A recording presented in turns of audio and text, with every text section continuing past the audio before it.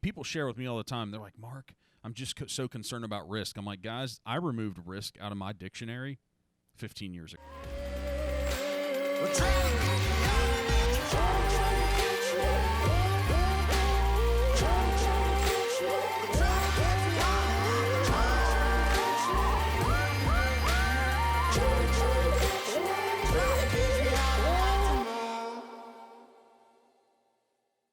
Wayne Kawaoka. What's up, man? Hey, thanks for having me. Aloha, everybody. Yeah, man. So, hey, I see join our tribe behind you. I'm pumped about talking about some passive cash flow. You have simplepassivecashflow.com, and to talk about some perspectives and all the things in your brain from Hawaii via Seattle back to Hawaii and all this intelligence you're going to share with us. So, us looking at that beautiful person you are, man, you're going to share all kinds of amazing things. So, if what are you going to share with us today about passive income? I'm interested myself. I own some real estate.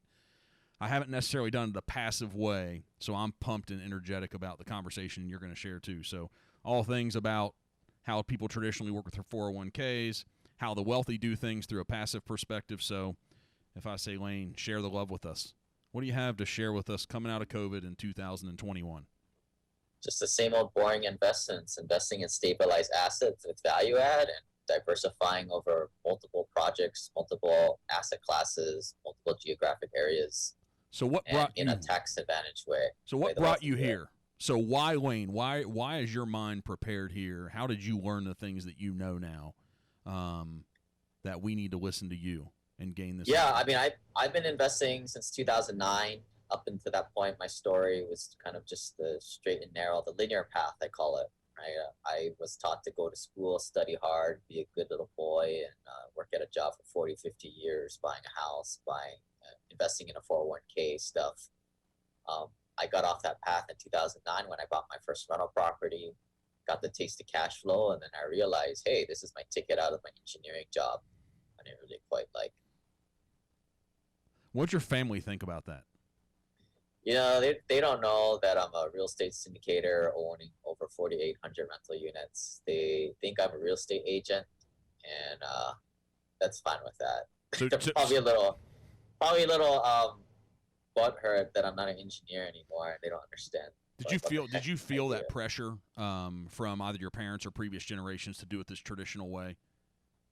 Education. Yeah, and it also it came from myself too, right? Like I didn't quit my job, I think, until 2018. So I was working in corporate America for over 10 years. And even working for 5-6 years, you start to develop that identity that, hey, I'm an engineer because I went to school for a dozen plus years to do this.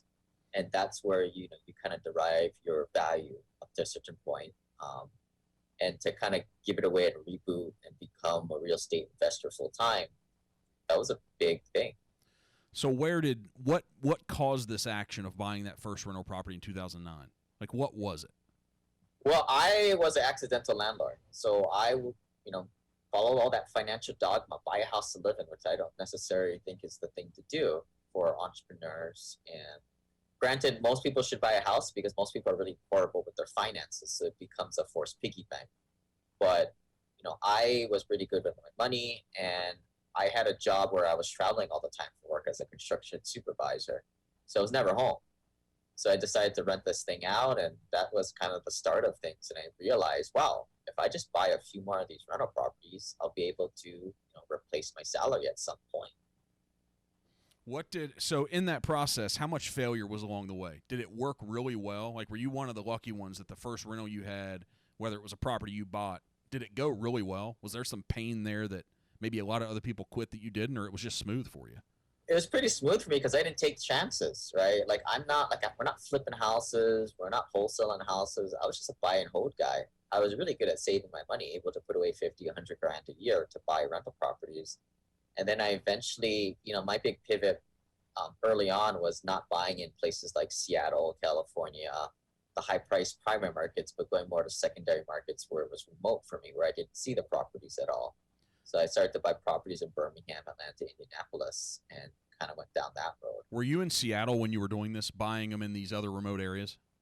That's correct. So yeah, completely remote, and a lot of those first dozen properties, I didn't really see it right off the bat. So how do you do it? How can someone gain the confidence? Why were you confident? If your family didn't teach you this, not to tell us the whole, I mean, we're going to sit here and talk for 30 or 40 minutes, but how did you gain the confidence, and then how did you put the network together to buy a property in Birmingham, Alabama?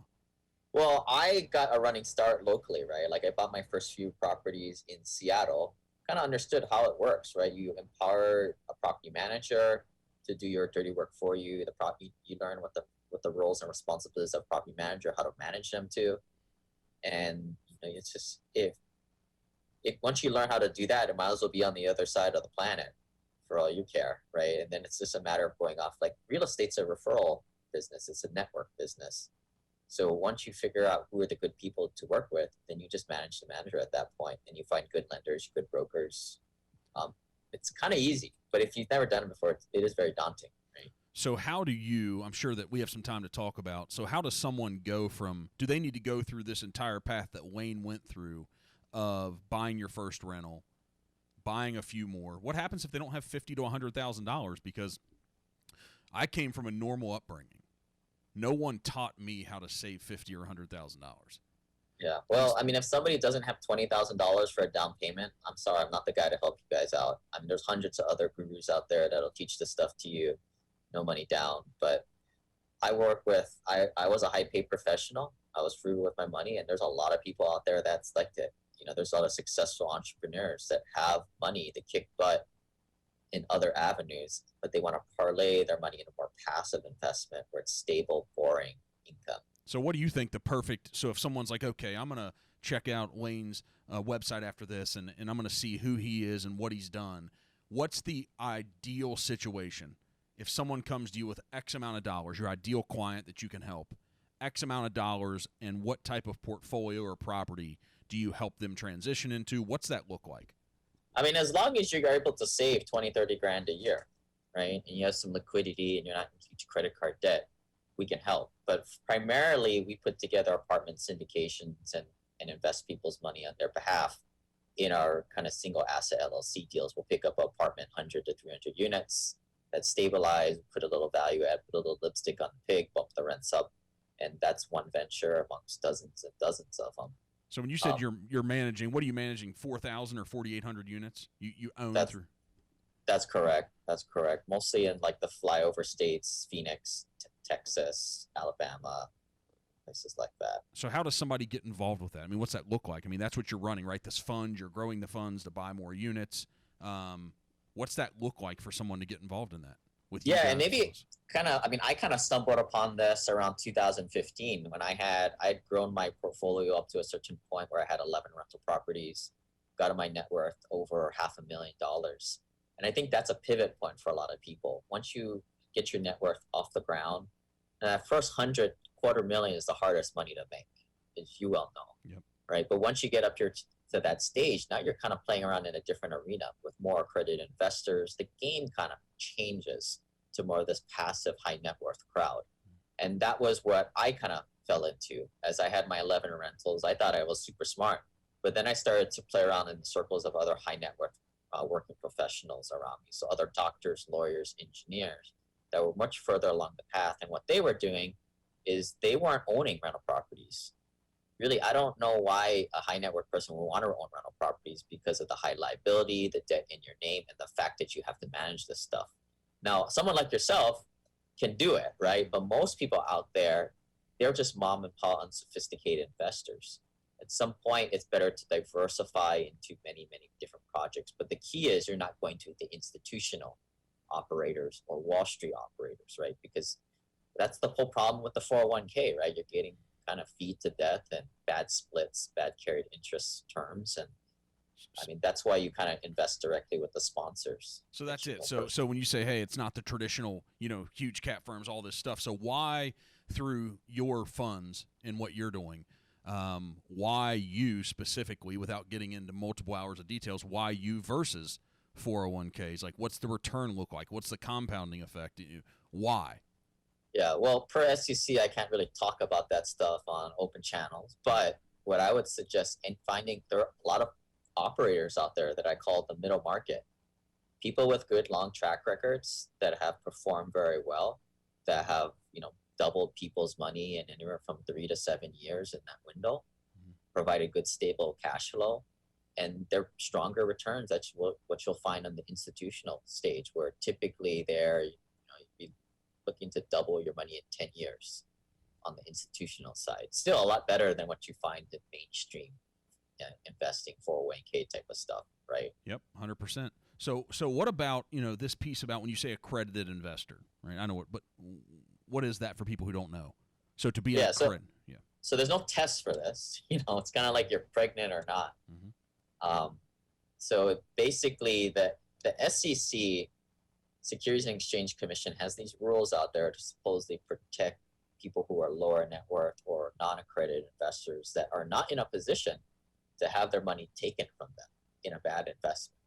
So they put out these guidelines where if you're not an accredited investor, a lot of times you can't get access to these public offerings, right? But a big misnomer out there is most deals, I've kind of gone to the SEC website, peruse around. I would estimate around 90% of deals out there are for non-accredited investors, but the only way you can get them is to get into the private network of the operator or the sponsor. Okay. Right. So this is where I think a lot of people don't have the ability to do that. Some people do just want to play around in their underwear at night on their computer and not meet people, not shake hands, not network. Mhm. Right. So this is a people business, just like buying rental properties, but it's different. It's a pivot to the passive world. So are you a sponsor? Is that truly what your company and what you're doing is? Right. So we offer, I'm a sponsor of apartment offerings. And then also on my consulting side, we offer a mastermind to help people build their network of high net worth, pure passive investors, because that's where you find out who are the good people to invest with. And more importantly, who to stay away from. Right. None of the stuff is on our website. If it was, you'd probably be dropping, huge marketing dollars, and so would myself, right? It'd be heavily distorted, Mm-hmm. right? Mm-hmm. You have to build organic relationships with pure passive investors and figure out where you're going to invest, who you're going to invest with, and how. So we can't go down the specifics and the exacts, but take yourself as an example. Like if you were to, it's almost so there's an apartment deal that some of our agents put together here in around Cincinnati, Ohio. That's where I'm physically located here. You're in Hawaii right now, correct? And so we helped put the deal together from development in a historic district. It was about a $45 million deal. Who in the world, if you're not a huge real estate fund or a huge company with significant net worth, can put together that deal and finance that thing individually? It's really tough. And so I think what you've put together is an opportunity for people to participate in those passively, situations like that, without having to do any of the grunt work, right? Any of the property management. Like you're a part of a fund. You're being advised from your perspective. I mean, is that what people can take away from this, that's what you found and you can help people achieve and put together? Right. And I think like people call these like the country club deals, right? Deals that only go to a kind of a private network. Mm-hmm. And I think people need to be aware that this is happening. A lot of properties out there that are kind of mid-size and from 50 units to 250 units That's what this one are is. owned by private syndications. Mm-hmm. A bunch of investors, 50 to 150 of them, throwing in a bunch of money, maybe 25, 50,000 bucks, and have purchased this property with an organization structure of a general partnerships, some lead sponsors, syndicators that put the deal together. They operate it, they put the debt in their name, and then a bunch of passive investors jump on the plane, sit down, shut up, and cash your checks as passive investors. Mm-hmm. And this is happening all day long. But unless you're tied in, unless you're part of the in crowd, you don't see any of this stuff. You don't. It's taken me 16 years in the real estate business to start having some insight, right? And it's just what you're talking about, these networks. And so I'm not even put together what you're doing. We're representing a lot of these deals. But then from my understanding, I think they have a verbal offer to sell it even before it's fully occupied for $65 million. Yeah. And this is why another viewpoint on why we do what we do, like the institutions kind of play around in this big stratosphere of 20, 30 million plus dollar deals and above. The mom and pop investors, right? Your guys flipping houses or doing small apartment complexes, they're usually in like the $1 to a few $1 million range. Mm-hmm. But what we like to play around is this few $1 million range up to 20, 30 million. There's less competition because the mom and pop unsophisticated investor, the bro who started investing in 2018 and thinks he's hot right now, right? Right, yeah, because you don't you don't compete with these bunch of jabronis, right? Yeah, man. And the REIT institutions, the dumb money, the clumsy money investing people's retirement funds at all they want is like a few percent yield. They're too big, right? There's a void in the middle where there's less competition, better deals. That's probably where you can get the 8 to 10 to 12 to 15% if you can find them, right? Because when you're out here competing with these REITs and these cap rate returns, it's like, man, I look at some of these deals and it's like, I wouldn't buy that deal for a 5% return. I just personally wouldn't buy it. And it just doesn't make sense for the other opportunities in the marketplace. I don't know what your thought is, but yeah, so I think the average person for me, even some of my doctor friends, I have an eye surgeon buddy and I have a guy who's an endodontist, and they are high net worth income people. They know how to operate their businesses. They're always looking for places to place their money and without having to do the work. And right. Probably a lot of my clients are high net worth doctors, dentists, engineers. And what I tell them all the time, it comes down to your highest and best use. Sure, you might have flipped a few properties, but look at yourself. Self-awareness test here. What do you do best? What is your highest, best use of your time? And they're like, shoot, I better go do a surgery. I make a lot of money there. I may not like it, but I'm going to suck it up, because for most people to invest in this fashion, usually takes them under 10 years, some even less than 5 years to get the financial independence when they start to load into these deals. And kind of, another rule I have is never invest more than 5 to 10% of your net worth into any one deal. Why you is want that? to be diversified. Yeah. You never know what's going to happen in terms of a partnership. Real estate is very block by block. You don't have control over really those big things. So it's prudent to be diversified. So 5 to 10% of your net worth never invested more than that into one deal. Right. So most accredited investors have a net worth of $1 million or $2 million. So that's why most of the minimum investments out there these days are $50,000. So that's even gotten lower. I mean, there was a number out there that was 250 3, 4, 5 years ago. And so it must be that, you guys have found some better ways to do some things and you're willing to deal with more partners or more members or something. I guess that's changed a little bit. Why is this 401k thing? Like, why is it busted? This old traditional mentality of the way that we save for retirement. Is it busted? Yeah. So I got kind of 4 big points on this. Like, the first one is I would rather take my money out now, pay the penalty, pay the taxes today, because I don't know about you, but the future looks bright for us. We'll probably make more money in the future, therefore be in a higher tax bracket. Therefore, I want to pay my taxes today. The 401k is essentially a system where the government puts your money in and they can tax it or whatever the heck they want in the future. They essentially have an open lien on whatever they want to tax on it. So get it out of that system. Secondly, look where this country is going. All this stimulus money, how else are you going to pay for it? Inflation is one, so therefore buy real estate. But the tax brackets are going to be going up in the future. So that's the second point. Get it out now. Third, you do it this way, most people are able to get financial freedom in less than 10 years. You're not going to wait till you're damn near 60, 70 years to get that money out. And then lastly, this is the big kicker, and this is now we're kind of getting into the tax side of this. With these large syndications, you can do what's called cost segregation, bonus depreciation, and get a heck of a lot more depreciation, passive losses out of the investment than if you would have done your little single family home on your own. Most people that own real estate understand that you can deduct the price or the improvement value over 27 years, which is great, but takes freaking forever, right? The bonus depreciation is where it's at. Yeah, exactly. So now we open up this realm of now we're getting all these passive losses, and now we're bankrolling a huge bunch of these passive losses as suspended passive losses to possibly offset our ordinary income or other passive income we have. And this is kind of where we work with clients to help them understand and learn this, so then they can go to the tax professional and kind of implement the strategy.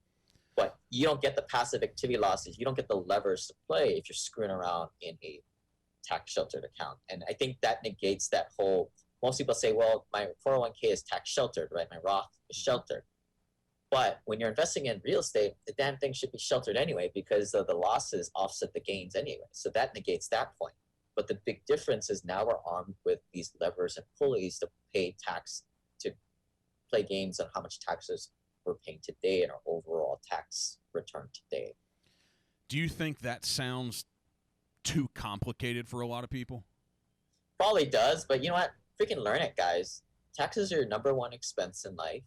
You should know it. And you know what? It's not that hard. I mean, people could probably spend an hour reading my tax guide, simplepassivecashflow.com/tax, and you'll get it. It's not that hard, guys.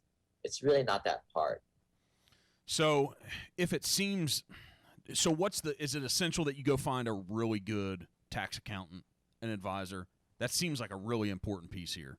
Sure, but I would say 95% of them don't know what they're doing. I mean, that's why they have day jobs, right? They're so stuck with work, Yep. trading time for money.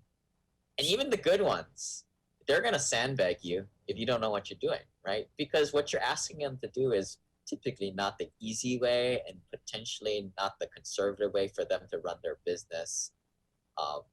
So what's the solution? Well, unfortunately, you as an investor need to arm yourself with the right information. And that's a lot of the stuff that we teach, right? A lot of best practices, which come through our mastermind, our network of other accredited investors, of what they're doing. How are they developing their optics in case the IRS kind of takes a look at their situation that's totally legal, Yep. right? Follows the tax code, but then take this plan and now take it to your CPA, a tax attorney, to implement it, right? To me, the CPA's job is just to do your tax return. Their job is not strategy. It's not strategy, no. There are tax people that are strategy, but they're not the typical CPA. Right? Yeah, but you have to demonstrate that you actually know what you're talking about. When I was an employee, I always just did things the easy way, you know. Yeah. So how did you develop this? I mean, how did you figure this piece out that you had to go out and see? You're a guy who probably educates yourself, you inform yourself, you read, you do research yourself, right? And so yeah, I do this stuff, but you know, like people may not be as advantageous in doing this themselves. They probably have a day job right now where I spend all my waking hours doing this stuff. What I would recommend is learn the basics, right? Like learn the difference between passive income, passive losses, ordinary income. But the thing is, like, things change every year, right? Like the best practices change. Some years it may only allow you a certain percentage of passive losses to offset your ordinary income or your passive income, for example. Things change. So this is where you need a network of other pure passive investors who are just fanatical about this as you are. So the term passive income, if we're in the elevator and you're at 30 seconds to explain it, what is that? Explain the general idea of passive income to people. Oh boy, it can be a little scammy, right? It can be buying essential oils or some multi-level marketing business. But in the real estate world, it is buying passive rental properties where you don't have to do anything. And rental properties, if you have turnkey rentals, they're not completely passive, right? But investing as a passive LP partner, limited partner, where you don't have any management ability, and when you're diversifying over multiple deals, that can be very scalable and passive. Do you benefit from your network? Again, not to get into big details, but when you own 4,800 rental units, do you benefit from the scale of that, of the multiple units, the multiple projects, the multiple apartment developments? Because in some years you're going to have a substantial amount of income that you probably through some other projects you're going to be able to take this bonus depreciation somewhere else. Do all of those commingle and go together, or are they separated out individually a lot of times? It all flows down to me personally, so yeah. I mean, I take it all. Okay. I mean, that's what you want to do. Mm-hmm. Not all the properties are going to be firing on all cylinders, but overall, you create yourself a passive portfolio that's diversified. What would you do different ending up where you are now, being the lane of 2021? What would you do different looking back? I probably wouldn't have bought more than a handful of rental properties. I mean, buying rentals is cool because you can learn it. You start to develop understanding of it, and you can parlay that into building networks with other passive investors where you need to add value to them. You need to know a little bit thing or two about investing. But I probably shouldn't have bought 11 of those annoying things. Probably wasted some time. Should have went to private placements and syndications quicker. So but could you have arrived where you are without it? Can someone's brain learn and develop and evolve without going through what you went through, without going through what I went through to develop my mind in a different? Yeah, I mean, if somebody was an accredited investor or were able to save, quite a bit of money a year, there is a possibility of going straight to the MBA, skipping college in a way here.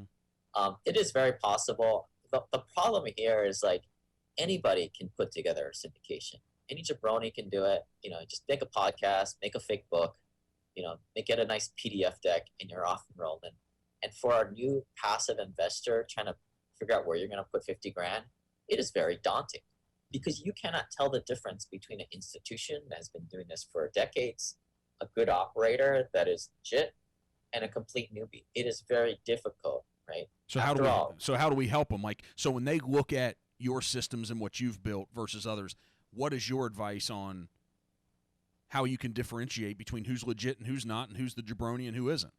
Yeah, so two things. Educate yourself on the numbers. What is it that you need to look for in the pitch deck to understand if this operator is being conservative or not? I teach this in my pretty inexpensive syndication LPE course, which kind of just shrouds all the little tricks and games that syndicators play. And then the second, and probably this is the bigger one, is grow your network of other pure passive investors. But unless you know a thing or two about passive investing, syndications, and some of these nuances of like reversion cap rate, rent increases per year assumptions, like no accredited investor or sophisticated investor is going to want to waste their time, right? You need to build, bring value to that interaction to build those organic relationships yourself. Yeah. So it's a chicken and egg thing. I would say get educated first and trying to find the right people. Mm-hmm. It just depends on what they want. Like, is there someone that truly wants to be a passive investor who is accredited, who has net worth of $1 million or $2 million and higher? Let them focus on what their career is, how they're driving their income, right? Best use goes back to economics, probably econ 101 something, right? And it is – so for them, is it best that they find someone like you who's developed the expertise, who has the network of management? Are they looking for passive income? Or is this idea of this true entrepreneur where like, I'm going to go do this myself. I'm going to go build Lane's thing. It looks easy. Good freaking luck, man. I mean, there's a myriad of different gurus teaching this stuff out there that love to take your 30, 50 grand. Oh, but I know a very small percentage of them are actually successful. I was going to say Lane's going to tell us, like, pay him $20,000. He'll teach you. That's what I expected. I don't teach people how to be a general partner and a deal sponsor because it ain't going to happen. You're talking like a single-digit % success rate. That's an awful elitist mentality, Lane. I'm just telling the people the honest truth, and I don't want to see people waste their money. And what I don't like is when people have a certain net worth and they can put it into cruise control and they can launch that spaceship into outer space and hit escape velocity, and that's all they wanted. All they wanted to do was replace their income, quit their job, and have a great life with their family. And they already have enough critical mass built up to do that, but then want to go gamble on it for some reason to go after ego and glory. I think that's one of the silliest things. And I think, you're different. You're wired up. You and I are different. We're wired up differently, right? We want to see, to us, the number is the score. How quickly can make the score? But most people aren't wired up like that. Most people want to just get the oxygen mask on, get the financial freedom, enjoy life. That's what we're all put on this earth for. We're not all here for conquests and glory. So why do you think it's only like a 1 to 1.5% success rate to be a general partner? Like, what is that? Because that's the entrepreneurial stuff you speak to. For all these people that think they're going to do it, and you're like, you guys lock it up, join the jabroni club because it ain't happening. Why is that? Because I think what the biggest thing is, like, a lot of the deals flow through brokers. If you think you're going to send a stupid letter to a sophisticated apartment owner, this ain't buying a property from somebody who can't read, trying to swindle them out of 50 cents on every dollar on a $40,000 house. We're talking about apartments here. You're not gonna. I get all these letters all the time. It's a waste of freaking time, guys. It's a different game. The deals are controlled by brokers. Brokers are not idiots. The broker's number one concern is, can this sucker close. Yep. If you've never owned several hundred unit property in the past, you're not going to get the deal. Yep. And number two, like this is an unfair game, because unless you've closed 100-something unit deal with Fannie Mae, Freddie Mac, you don't have a Fannie Mae, Freddie Mac card. You cannot get a loan unless you have somebody in your general partnership team that will sign the debt on your behalf. So it is a chicken and egg thing. Is incredibly like unfair game, and that's why I love this so much. Because you like being in an unfair world, and it's just tilted. I don't gamble unless I have an unfair advantage. Yeah. So, do you feel like a true entrepreneur? Sort of. I will say that most venture capital and like people making businesses, I feel like they're the real entrepreneurs, where all we do is we just buy existing properties that are already cash flowing, and we put a little lipstick on a pig and rinse, wash, repeat. We do really slow flips that cash flow. And I mean, this is why I like the business plan.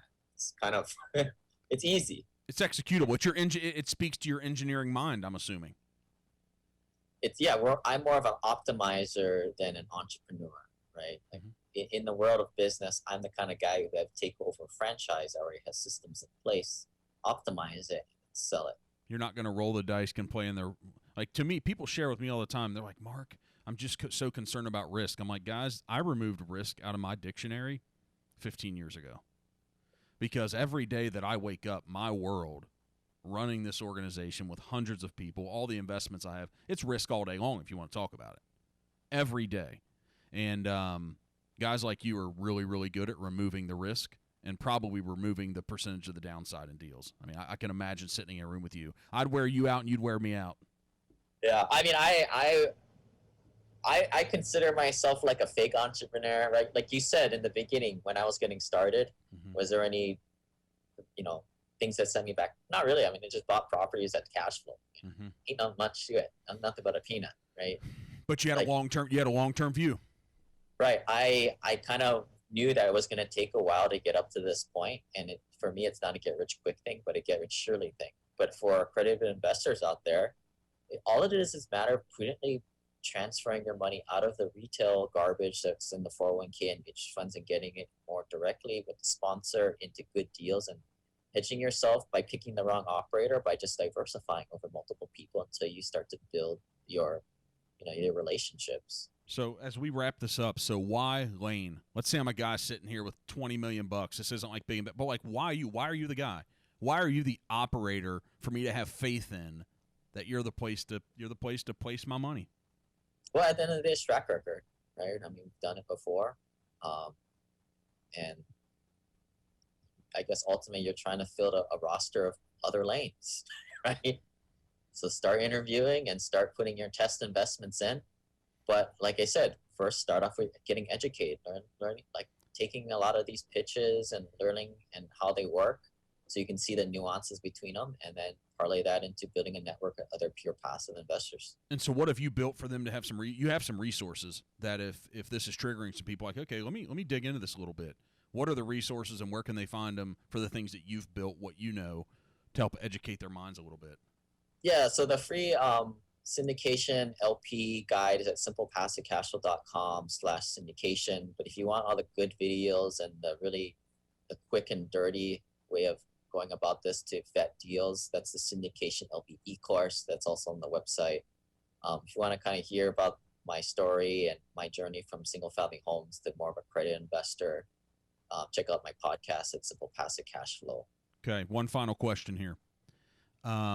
If they're a simple-minded person like me that grew up blue-collar without any money and had to grind, if they're not at a place yet where they're accredited yet, if you were their friend and drug a seat up at the bar and met them, and it's like that woe is me person, they haven't built any net worth, what do they do in life over the next 3 to 5 years to put themselves in a position to where they can be involved in some funds and some partnerships and some things like this?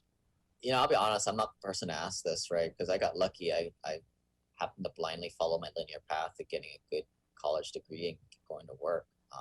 I would say if you don't have any money, well, you got to make some money, bro, right? This is real estate investing. You don't have any money to invest, you can't invest. So you got to go make some money. Possibly wholesaling houses, flipping houses. I've never done that. Of course, we flip apartments these days, but I would say like you got to make some money. You got to suck it. For a lot of people, yeah. their day job, right? Just saving money. You got to suck it up and make some money, right? You got to quit crying. You have to quit whining. Do whatever you have to do to make more money every month than you're spending. Right. And I was always in my teen years, I would always like read personal finance blogs, and that was what I was interested. But even if you're in 30s, 40s, or 50s, you may have to go back to square one and do that stuff if you're not able to save $5,000, $20,000, $30,000 a year. 100%, man. Hey, well, I appreciate you taking the time. You have all that fun Hawaiian stuff and a lot of accredited investors to go talk about investing their millions and millions of dollars. Thanks. Yeah. Thanks for joining us, man. I hope everybody joins. Links to your website and checks you out and stuff. Mike will cut this off now, but hey, I have one more question. He'll cut this off and he'll record this.